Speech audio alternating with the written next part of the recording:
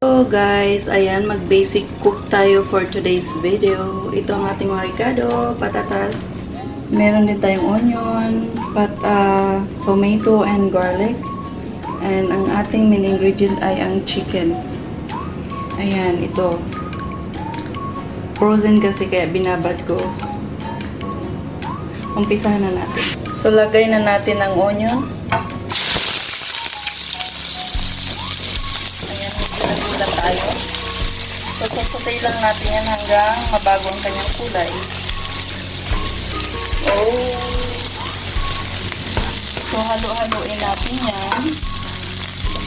Ayan.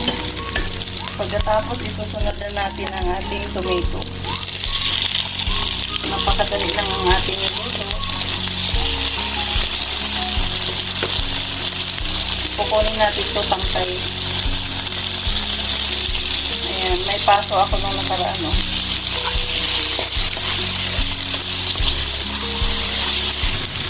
So, halo-haloin na natin. Medyo nagbago na ang kanyang kulay. Isusunod na natin ang ating garlic. Okay? Halo-halo lang din. Maglagay na nga pala tayo ng tomato paste para maluto yung tomato paste sa mantika, no? Gusto ko kasing lutong-luto yung tomato paste para hindi siya maasim. So, ayan, medyo nag-red na yung ating tomato paste. Isunod na natin ilagay ang ating chicken para maluto sa mantika. Ayan. Tapos, ayan, syempre, halo-haloin, maigi. Ayan, tinabi ko lang yung ibang ingredient kasi kailangan maluto ito. Mabago yung kulay, takpan lang muna natin.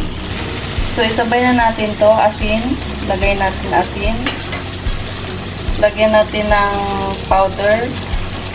Bell pepper powder. Ayan.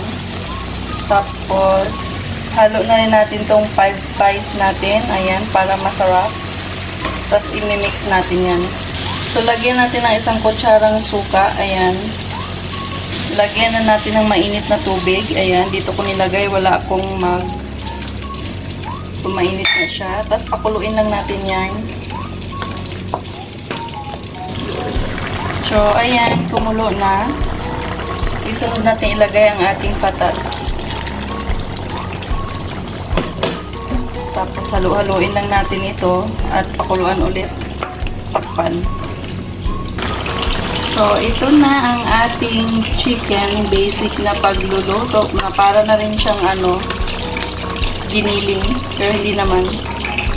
Or, ang tawag igado, or basta, yun na yung.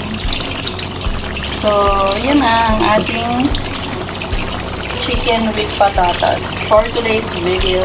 So, hanggang dito na lang. See you for my next vlog.